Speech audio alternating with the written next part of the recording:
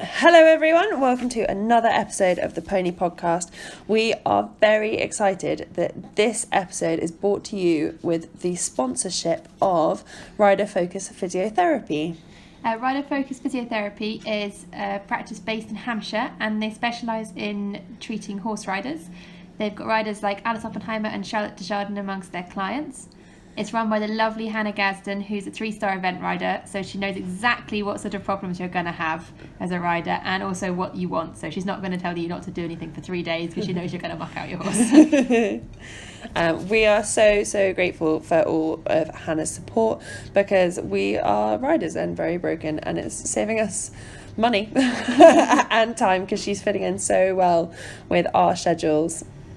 They don't have a specific clinic. They run little clinics all over Hampshire and Surrey at different yards, so there might be one nearby to you. And they also run rider assessments, so they can see you ride and then do a bit of work on you and use some exciting techniques with you on the horse to get your posture better and also to improve how effective you are on the horse. They also run rider Pilates sessions and simulator sessions using the mechanical horse at Sparsholt College. So if you want to find out more about their sessions and you want to go yourself, head to their website at riderfocusphysiotherapy.co.uk. And also you can find them on Facebook and Instagram, and they're just Rider Focus Physiotherapy. Hope you guys enjoy. On the live stream at Poe, and we were helping with like getting riders off and stuff, and we were having to be really like, is now a good time? Has their test been really good? If their test has been really bad, we're not going to get them to come and talk on the live stream. But like you get them as off a rider, you're always told you've got to do it. You have got to do it, otherwise you look like a brat. Yeah. Even if it's gone horrendously, find some form of a positive. And actually, at the end of the day, that is just horses sometimes. Yeah, and most of the interviews, that's okay. like, we're quite lucky in that it's such an unpolitical sport. So most of the interviews, the interviewer knows it's gone terribly and feels for you that it's gone terribly. Yeah.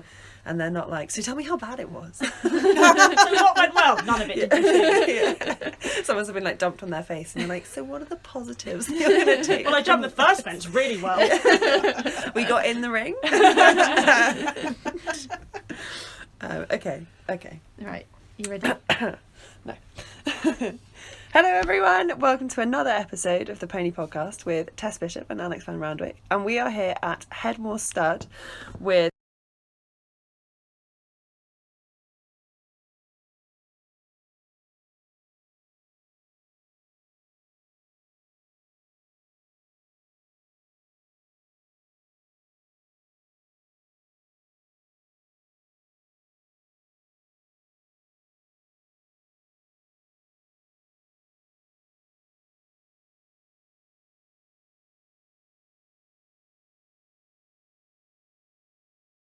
Alice and Sarah Oppenheimer, who run Headmore Stud.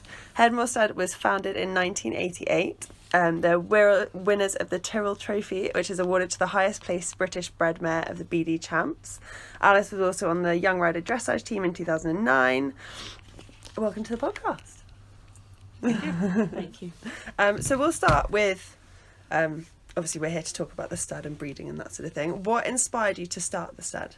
Well, Mother started it really. I don't really know what kind of say. I was given a mare. Yeah, That's what started it off. fair enough. And she would been bred by our next door neighbour, who was the Lord Lieutenant of Hampshire.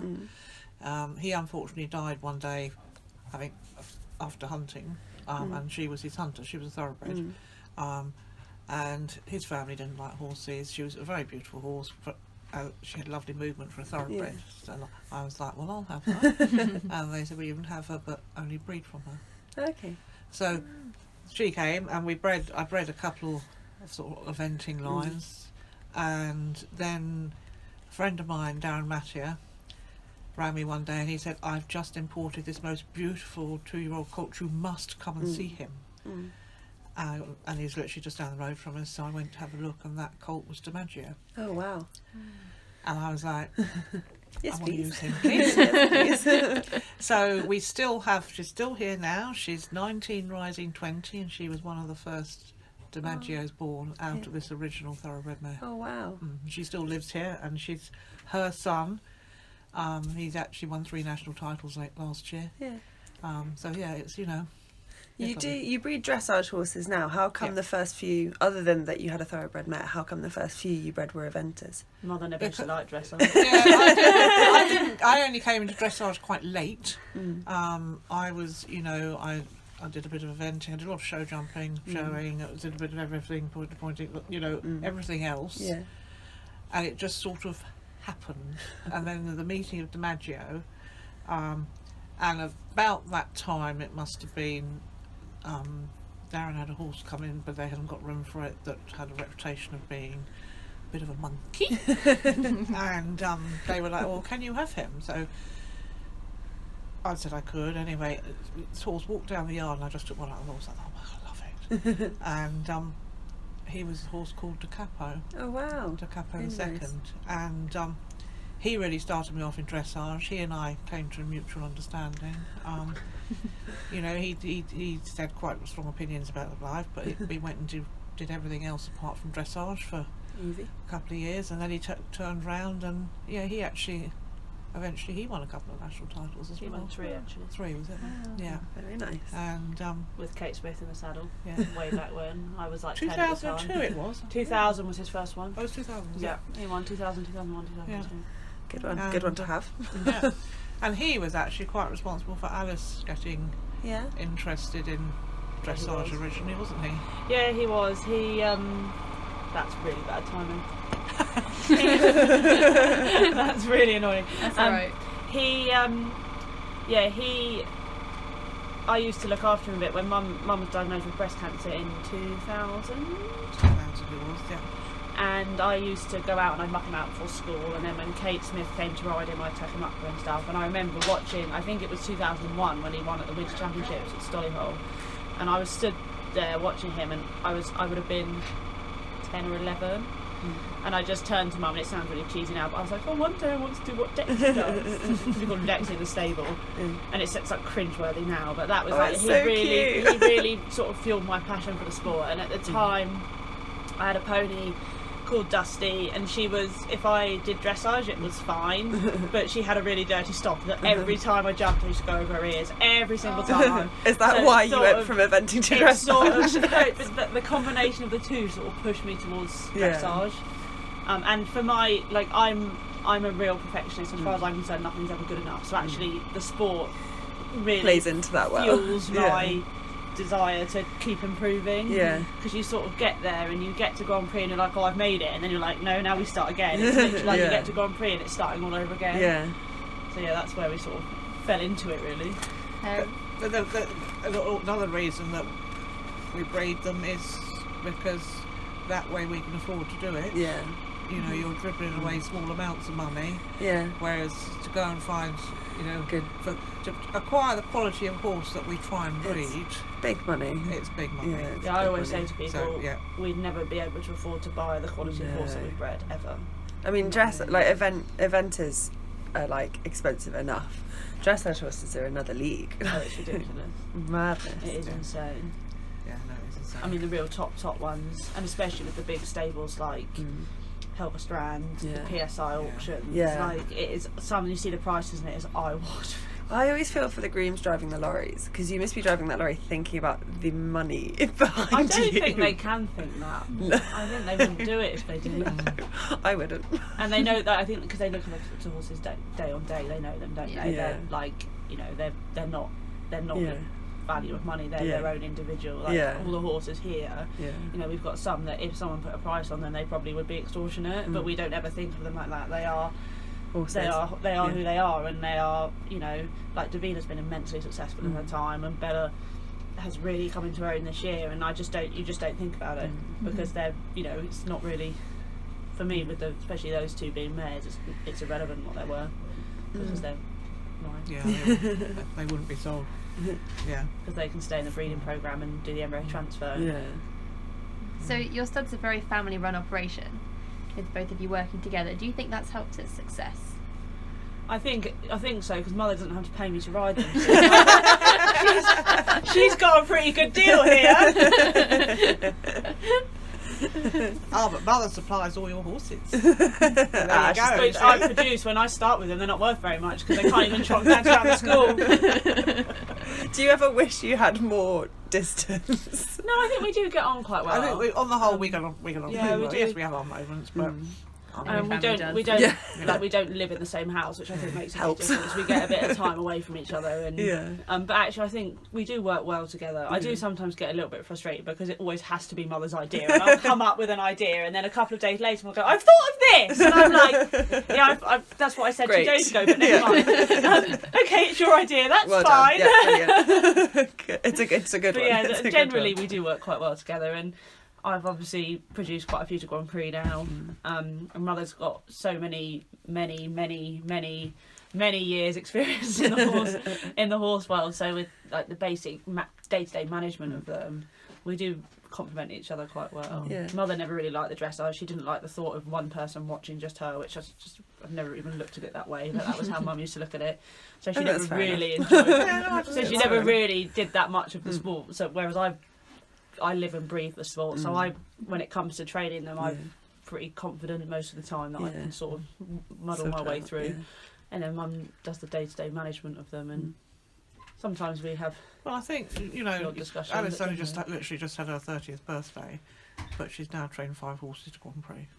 I mean, it's So quite a good soon record. to be 2 more if I don't wimp out. Quite a good That was record. a I've got good 2 more rate. entered for their first one in the not too distant future. That's exciting. Yeah. Like mad, Really but cool. exciting. Well, I can't wimp out because Charlotte's coming to help me. Yeah, we've arranged it. So you're doing it. It's entered, you've got to go. Yeah, exactly. That's what you were like with your advance, wasn't Oh, literally the 2 days before I was like, I don't think I can do it. I mean, I was sat in the start box going, I don't think I can do it. I don't think I can do it. But I'd already paid the money, and it was the It's way more expensive doing your that dollar. that, and it was it was our most local event. So like the whole pony club was there, and they all knew that I was doing it. So. I've kept this Grand Prix quite under the radar, but the times are out now, so Smart. if people want to look, they can work it out. But No, Mum had told everyone. They'd gone on the Facebook groups. People were stationed around the course, so I had to make it all the way around.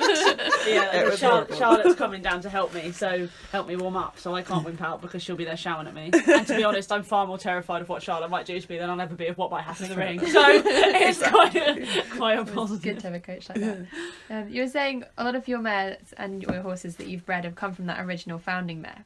Do you think that's impacted their success, and can you see characteristics that have come down through the line? Well, I think Ruby's a different one to the original thoroughbred mare, but definitely Ruby, all of hers, she passed on this. They're very kind horses, aren't they? Really kind and with an incredible work ethic. Wow. So every single one of them, they always, from a rider, you can feel them working with you. Yeah. And I get on some others that aren't hers, and I'm like, oh, I can tell he doesn't want to, he's lazy, he's this, that, and the other. And then I get on them, and they don't always get it right, but they're always trying to do the right thing. And from a rider, that is like really special. And you can, every single one of them actually, touch wood so far, you get them between the boards, and it's like they know their job. Yeah. Wow. And it is as a rider, it's the most wonderful feeling when you know actually, as long as you can get them between the boards. Because at the winters, Bella in the warm up was so incredibly sharp. I nearly didn't take her in the ring, and I said, "I don't want to take her in." I couldn't. It nearly had me off. She was off her head, and I don't even know what her problem was, but she was wild. And I was like, "Oh, I'm not sure to take her in." Anyway, I was like, "Just whip the boots off, go in." I barely warmed up because it was all I could do to get around the arena. Got between the boards, she finished second, and you're just like, for no warm up. As soon as she entered at A, she was like, "I know my job now," and she stopped being a prat and was like, "Yep, I know what I'm doing." Yeah. Wow. And that is such. And Robin's the same. He's quite nervous horse, and he's not done a lot of competing because he's so big. We've had to take our time with him, and he's been quite a complex one to produce. And when I took him to the winters, I didn't arena walk him because he used to get quite worried if you spend too much time in walk. Some if they're hot, that binds him up. And the more I walked him, the hotter he got, and it just sometimes you're better off to just not. And Mum, but he was also quite spooky and a bit nervous. And Mum was like, "What are you doing?" And I was like, "Trust me, once I go in at A, He'll be fine. I'll be fine." Yeah. And I had to boot him a bit around the edge, and then I got between in at A, and he was amazing. And that's why I really trust them between the boards, and I know. And Davina's really special. I always say about her, which is she's quite special in that she will only make a mistake if I do. Yeah. And that as a rider is, and people say to me, oh, don't you feel pressure? And I'm like, no, I've just got to do my job. Yeah. I feel less pressure because I know if I ask her right, she'll do it right. Yeah. Yeah, at the winters I did cock up. You know, I was trying to ride a line of 4s and I rode a line of 3s, and I rode 1-3 in there, and I literally was like cantering down, and I was like, why have you just done that, you moron? and then I did it again. I had a 3 line, I did it again, and I was like, oh god, I've just let this poor mare down. And I was like, of course she did what I asked her to do, and it was you know, it wasn't what I was intending to do, but that's that's where they are really amazing. I do think if I was buying another horse, I don't think I'd care as much as I used to about their movement and their jump and everything, because the horse I've got at the moment, she just tries, and she's never been naughty, she's never done anything, she just tries, and you ask her something and she doesn't ever say no. Like, she's never ever said no to anything, and she's never said no. She doesn't Yeah, it's not in her vocabulary. no, and it's that like real kind, just like always ready. My friend that I'm running the marathon with, Sam Roberts, she does showing, and she said to me the other day, we were discussing it, and she said she told this saying once, and it was, talent means nothing if talent doesn't have temperament. Yeah. And it's so true. You can have the best horse in the world, but if they don't want to do the job and they don't want to work with you, they will never be. I'd give me a horse with less ability and the brain any day of the week. I mean, these guys have ability and brain, like they are pretty special, but I would rather have, like, Davina is amazing and she gives her heart and soul, but if you look at her basic movements compared to some of the others and some of the horses she's beaten consistently through the years, she, you know, she's not, you know, she's got an incredible hind leg, but she doesn't have the front leg to match it. She's getting there now, but because she gives her heart and soul every time you go, you know, every time you go down the centre line, you know, she's amazing. When you are breeding, obviously you've got some lovely mares. What influences your choice of stallion?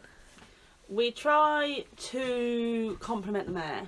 So we are, you know, normally people look at their horses through roses and spectacles, and don't get me wrong, I love mine and I think they're wonderful. When it comes to choosing stallions, you have to pick holes in your mare, and you have to be like, actually, they've got this, but they need this.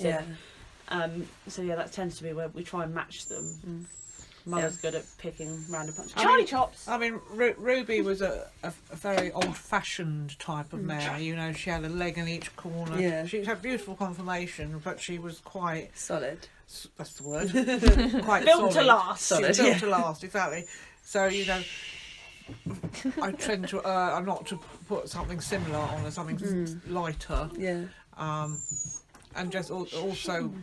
I have particular stallions, like for instance, I bought a 2-year-old quite a few years ago by Bellissimo, and it was from his first crop. And when it arrived, well, I wanted to send it back. Horrendous. She was about 15 hands, and both her legs came out, the front legs came out the same hole. And mine's like that. anyway, Christian Heinrich sent her over. A big German horse. Yeah, and I messaged him, and I was like, why is this? It's horrible. Oh, you sold me, Christian. And it's like, I promise you, she'll turn into a swan. Well, Alice took her all the way to International Grand Prix. Wow. And she had the most amazing, again, work ethic. That's why she got that far, because I mean, she had a good front leg, but she was slightly weak in the hind leg. But we've used Bellissimo extensively since, because I just love her attitude. And like Bella is a Bellissimo. And you know, you can't, it's just, when we get to know the stallions, there are some that are just like, you know. I'd have a stable full of Bellismos and I'd be happy. Stallions like come into and out of fashion. Would you ever choose a stallion because you know the foal's going to sell because it's in vogue at the moment? No. We haven't. No. We know people that have, and it's not ended well. Yeah. And we've never done that. We've always been, we don't tend to sell them as foals. We've always looked to produce horses for competition horses. So yeah, we don't really. I mean, look. Also, we look like when we're looking at a stallion, we look very closely at the stallion's mechanics. If they must be under with the hind leg, because if they're not, then it immediately makes life very hard. You spend your whole life trying to close them up. Confirmation is key. Confirmation is also very high on my list, and temperament. Which do you think is more important, or is there one that's more important out of the mare or the stallion? The mare. I think the mare's more important. Really? Without a shadow of a doubt. 100%. Yeah. Even with it embryo makes- transfer, where like she's not with the foal. Well, I think they still get the They still get so we've got Bella had an embryo transfer filly this year called Fleur, and they've obviously never met.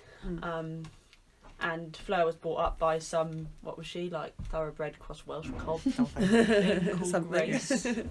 She did a good job, but Fleur reminds me so much of Bella in so many ways. Yeah. It is creepy, and they've never met. And yet Bella, I go up to Bella in the stable and she grabs me and she wants me to scratch her, and Fleur does that already at like 6 months old. Yeah. And even down to like Bella, when she's in the field, she likes to eat the hedge. Yeah. Fleur will go into the hedge and eat, and they've never been turned out together. They've never been turned out next to each other, and that's where you see actually how much of the mare comes across. Comes through. And for me, Bella, she is a hothead. She is very hot. She likes to work. She's very intelligent and she likes to work, and I can already see that in Fleur, even though she was embryo transfer and she was brought up by a Something. that still looked in foal when she'd had her. She had such a big belly and all sorts. So yeah, it's amazing how much of the mare's temperament will still come across. Really? So with running the stud as a business, obviously you have to sell some of what you produce. How do you decide which mares to keep in the gene pool and to keep breeding from? We tend to keep a lot of the mares, don't we? I sold a mare because she was too small. Yeah. My bred one was only 15 too, so we sold her because she was too small for me. Yeah. But I mean, because we're quite very small, and you know, you're only producing like 2 a year, and we try and keep sort of 1 a year anyway to keep the flow going. Yeah. The boys are always for sale. That's Get how rid of it is. not Robin anymore. When somebody came along, he'd still be Now for sale. Carl's fixed him for me. But yeah, so it doesn't actually leave that many extras. As I say, we had a lovely, and she's gorgeous, this 3-year-old. Actually, Joe Barry's bought her, so I hope she'll have a lot of fun with her. She's another Bellissima. But she would have been too small for Alice. Well, we weren't really looking to sell her. No, we just weren't. Joe came up to Mum at the Nationals and said, "Would you have anything suitable? I want something small, sweet temperament, unbacked." And Mum was like, "Would you mind a mare?" She's like, "Actually, I really like mares." So it wasn't that we were particularly looking to sell her, but Joe just came along, and you know when it just is the right fit, and you're like, actually. Yeah, and sometimes it's the right fit, and you just have to go with it. And if you're running a business, if someone's got a checkbook out, you kind of exactly. Yeah, okay. Yeah, exactly. Actually, she was really sweet little mare, wasn't she? And I bought her full brother off Mother as a Foal. My 4-year-old is her full brother, and he's a lovely horse. So She bought him, so I couldn't sell it. I went always for sale, and I was like, I like that one. I want that one. That's one way to get round it. Yeah. And now he's So it matured is. into a really lovely horse, and Mother's like, she keeps trying to make me sell him, and I'm like, no. So we've talked a little bit about embryo transfer. It's something that lots of people are doing now. Do you think that's helped your business and it's allowed you to have foals from horses that are competing? Definitely, without a shadow of a doubt. I think it's really... the first one we did is now 9, coming 10, isn't he? Yeah, but he was only embryo transfer because the mare was too old to carry him herself. She was a little competition mare that belongs to one of our clients. Alice did pony club stuff on. She won the pony club championships on her, and she was too old to carry one, so we put her to DiMaggio, and actually that's Definity, who's just done his first Grand Prix for what's it, 69. 69. 89. And yeah, as I say, definitely it's made a big difference around it, and allows us to use the really good bears while we are competing them. It means we don't have to pick now between sport and breeding. Before it was always, if you had a good mare, you had to choose whether you wanted to compete her and not have any offspring from her, or whether you had to sacrifice the riding so that you could get a. And we're very, very lucky that we've got a local vet that comes and does all the stud work, and the AI centre is only at Reading, so it doesn't impart on the mares at all. Literally, 45 minutes in the lorry, do it, come back. So their life isn't disrupted in the slightest. And as I say, it makes absolutely no difference to them at all. I tried to embryo transfer from my mare last year, and unfortunately she didn't take, which was heartbreaking because I was then gonna sell her, and I was trying to get it done before I sold her, and we didn't sell her. So I'm going to try and convince my mum to try again this year because she's just. It's not a cheap way. It's not a cheap option. But if you've got a really good mare. Yeah, and we talked about how it wasn't very cheap, and there are easier ways to buy yourself a youngster. but she's so lovely, and I don't think I want another one. The only thing is, her. from a point of view of then selling them on, we found people don't appreciate the extra cost for getting the embryo transfer. So you're like, we've got a 6-year-old out of Bracken who went international Grand Prix embryo transfer, and he's been for sale since he was just that 3-year-old, because he's a boy, and that's just how it is. He's been a very successful horse himself. And then people say, oh, well, that's that's a lot of money. And we're like, well, actually, he was embryo transfer, so it cost us £10,000 to get him on the ground before we even started. Started with the price tag. When you sell them, they don't seem to appreciate the difference in cost. They think it costs the same as getting your bog standard mare and just doing that with them. So that's where it's a little bit frustrating from the point of view of trying to make a business with it. Yeah.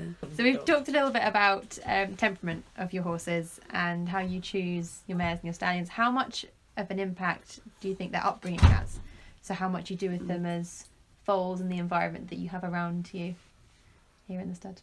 I think that's a difficult question. I think here ours are, they're always well handled from foals. They're led. They learn to pick their feet up. They're always, but equally they live in quite a herd environment. So we've got the group of 4 foals. They're currently stabled 2 and 2. So we've just got. But I mean, ours are handled enough, but not overdone, because we don't want them feral, but equally they've got to be allowed to be horses, and it's really important from when you then back them and ride them that they have an understanding of the herd environment. That actually there is a hierarchy in there, because we found the alpha, like Bella, is a real alpha mare, and I love her and I get on very well with her, but she wouldn't be everyone's ride because she is an alpha mare, and it's really like, whereas Davina was always bottom of the pile, which is why Davina, she never says no. Because when she was younger, when Davina was younger, they were like, the others were like, jump, and she go, how high. So it's really interesting to see, you can watch them interact as foals and as youngsters, and you can always tend to pick out the ones that will probably be a bit more opinionated under saddle than the ones that won't. And I think it's really important that they have that herd understanding that actually there is a bit of a, it's just it's natural, completely natural. There always is an alpha, and the rest of them are underneath, and there's always the next one, and then the next one, and then the bottom of the pile. Always. I always think it's so important that they get used to being in the hierarchy, that they get used to someone else being in charge, and that they learn some manners. And it's so important. If you handle them too much, when you then go to back them, they are way too opinionated. And you say, it's simple things like, basically when we first back them, they just learn to go where they're told when they're told. I don't care if they're on the bit, but if I want to go left, we're going left. And if they haven't had that understanding of a herd hierarchy, we've had horses in for other people that have been a bit mollycoddled, and I'm like, we're going left, and they're like, I'm going right, and I'm like, no, I'm going left. And mine will go, okay, we're going left. Theirs go, no, I've told you I'm going right. And it just makes it more, it doesn't need to be that big a battle. If they have that understanding as young horses, and some people say, oh, that's not very nice, it's mean, you're mean to them. No, it is the natural way horses live in the wild. If you leave them to their own devices, it's completely natural. And when they're 2 and 3, if you're trying to go one way and they're going the other, they're not balanced enough for you to have a big fight. You're like, there's a wall there, oh, that's my knee, thanks. So we've come to the 3 questions that we ask everyone. What is one thing that you guys couldn't live without? That's really hard. My truck. Your truck. Fair enough. My little truck that bums round the farm. Got bad hips, and I would not be able to live without that. That's my thing. Very fair. I don't know, really. It would sound really cheesy, but mine's always my phone, which is like a terrible millennial thing to say, but also my whole life is on my phone. That I went to my exercise class the other day, and I got in my car and it's like, no Bluetooth connection to phone. I was like, what? And I looked at my watch and it was like, no phone, and I was like, no, I've left my phone at home. It was a slight mild panic. I don't know, it's a real probably my dog.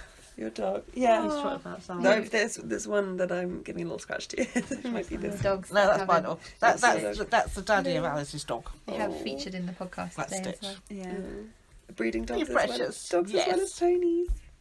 I'm trying to convince we've got a Labrador, and I'm trying to convince getting a terrier as well. They are lovely. Like they're completely untrainable, but I wouldn't be without them. I mean, Mum said no, but last time she said no to me getting a dog, I appeared home from university with my Labrador. Hasn't gone very well for her so far.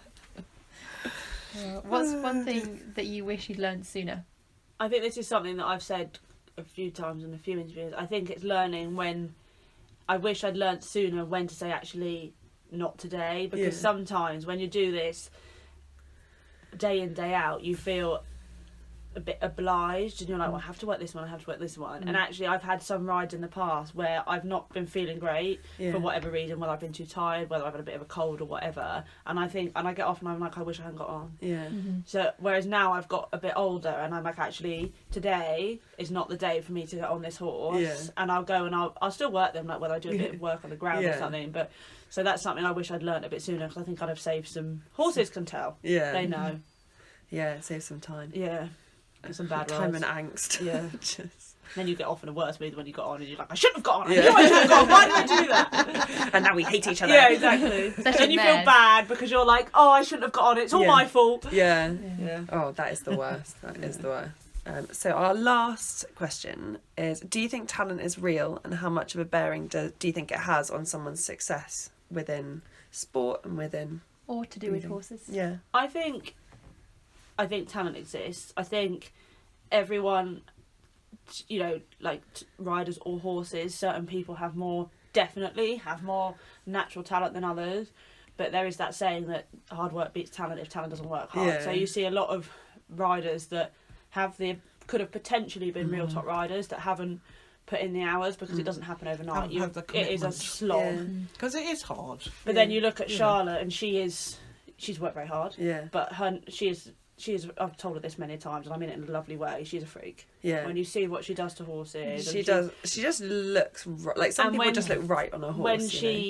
I've seen her get on horses here for other people, and I look back in 5 minutes and it looks like a completely different horse. Like she is, so talent is definitely a thing. Yeah. And I think the same with horses. They all have, some horses have more natural ability than others. But again, with horses, if they don't have the temperament, it's completely irrelevant, really. How early in a horse's development do you think you can spot them and be like, oh yeah, that one's got it? I think you can tell a nice foal. Yeah.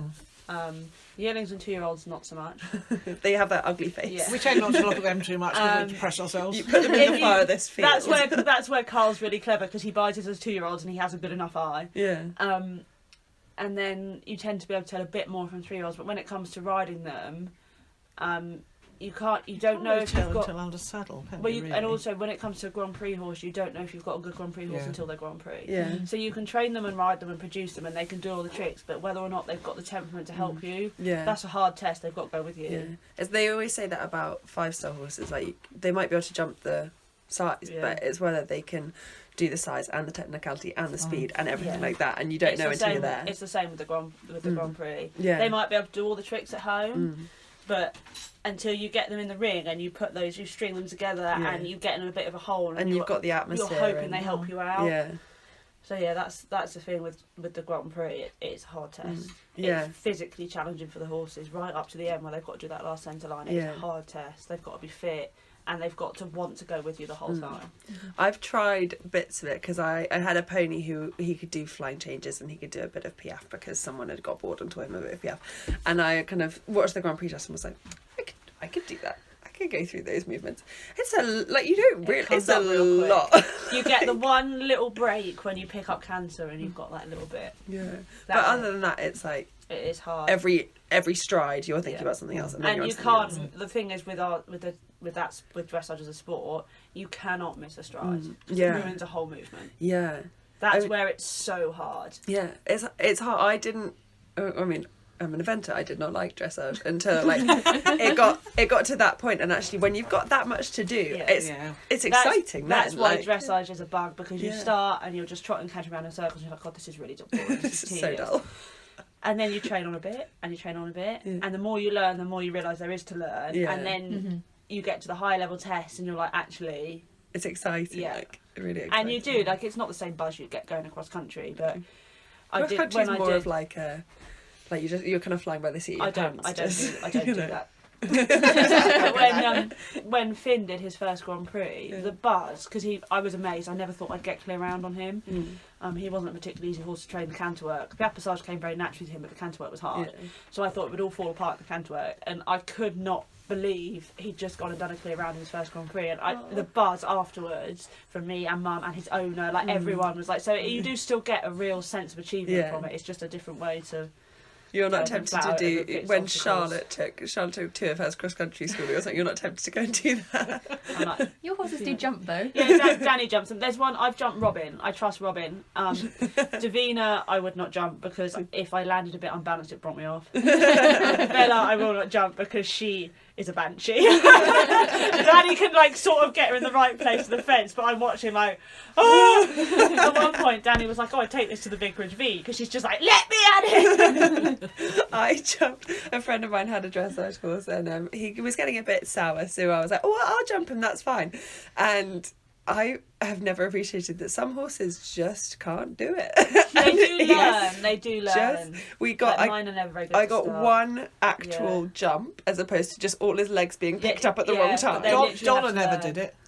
Donna was useless. I mean, I got one actual jump, and then he scared himself with the actual jump and then wouldn't go anywhere near the poles. And like my neighbour had a dressage horse that we tried to jump it, and it would come down and there would just be poles and wings flying everywhere, like all over the school. The entire thing would have been demolished. Normally they're not untalented at it because they are generally naturally very athletic and have some coordination. Yeah, normally they're not that untalented. No, but you do get the odd one. Hovis was like demolished it. We rebuilt it thinking, oh, he'll have learned. Came in again, poles, wings everywhere. We rebuilt it. We tried 3 times and then we're like, Fred wasn't particularly good at it. No, he was another one that was very good actually. Yes, yeah. Well, thank you very much. That's all our questions. Come and chat to you. If people want to find out a bit more about you and look you up online, maybe where can they do that? I've got Facebook, Twitter, and Instagram. Perfect. I don't tend to use the Twitter, but Facebook and Instagram are quite active. Yeah. The Stud's on Facebook. And my website is, I think it's oppenheimerdressage.com now. It's I think. I need to double check. Clearly I'm not in charge of my website. So you're Headmore Stud on Facebook and Instagram and stuff. I'm Alice Oppenheimer. Alice Oppenheimer, Dressage, sure. Headmore Stud's on Facebook. Facebook. I'm And then my Instagram is AliceOp15. Perfect. Easy. And if you guys want to hear more from us, you can go back and look at all our old episodes on Apple Podcasts and Spotify and most other podcast platforms, I think. And you can follow us on Instagram at The Pony Podcast and Facebook at The Pony Podcast. And if you want to request any episodes, then you can email theponypod@gmail.com. Cool. Got my whole spiel. Yeah. All right. Thanks. Bye.